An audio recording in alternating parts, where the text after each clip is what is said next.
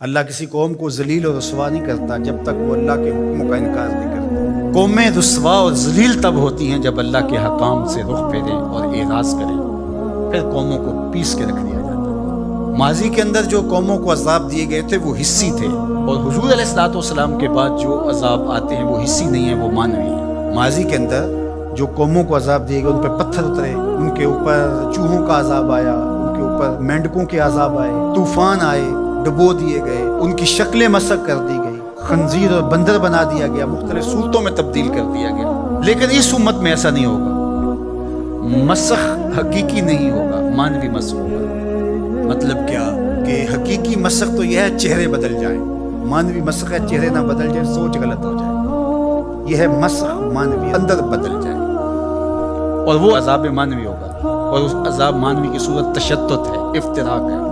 قومیں جب افتراق میں مبتلا ہوتی ہیں تو یہ اللہ تعالیٰ جل شانہ کی ناراضگی کا روپ ہوتا ہے۔ اللہ تعالیٰ جل شانہ جب کسی سے ناراض ہو جاتا ہے تو ایک تو اس قوم سے، سورہ یاسین کا ابتدائیہ دیکھیے، جب حبیب النجار نے آ کے ان دو فرستادگان کے لیے کہا تھا کہ یہ اللہ کے فرستادہ ہیں اور تم سے مانگتے کچھ نہیں ہیں، اور تم ان کو قتل کے درپے ہو گئے ہو، لیکن انہوں نے حبیب نجار کو بھی دھر لیا، اور پھر نتیجہ کیا ہوا کہ ان کو بھی شہید کر دیا، اور جو فرستادگان الہی آئے تھے، پیغمبر آئے تھے، ان کو بھی شہید کر دیا۔ اور سورہ یاسین میں وہ سارا واقعہ موجود ہے، اور وہاں پڑھیے اللہ نے جو ان کے اوپر عذاب نازل کیا۔ ایک تو وہ چیخ تھی جس نے ان کو آ لیا، اور پھر وہ جو ہے وہ اپنے گھروں میں گرے پڑے ہو گئے۔ اور دوسرا جو عذاب اللہ تعالیٰ نے دیا اس قوم کو، اللہ تعالیٰ نے فرمایا پھر ہم نے ان کی طرف کوئی ہادی بھیجا نہیں۔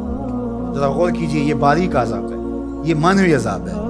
انہوں نے میرے فرستادگان کی قدر نہیں کی تو پھر میں نے سزا کیا دی کہ پھر ان کی طرف میں نے کوئی ہادی نہیں بھیجا، رہنما نہیں بھیجا جو ان کی رہنمائی کر سکے، ان کو بلائے، ان کو پھر اندھیروں میں بھٹکنے کے لیے چھوڑا۔ تو یہ بات ذہن میں رکھیے گا، جب قومیں تشدد، ناقدری، اچھے لوگوں کو نظر انداز کرنے کا مزاج پیدا کرتی ہیں تو پھر ان کے اوپر جو عذاب بھیجے جاتے ہیں ان میں سے ایک عذاب کہ پھر وہ حقیقی قیادت سے محروم کر دیے جاتے ہیں۔ آج میرے وطن اور عالم اسلام کی جو حالت ہے، ہم اس وقت قیادت کے اعتبار سے یتیم ہیں۔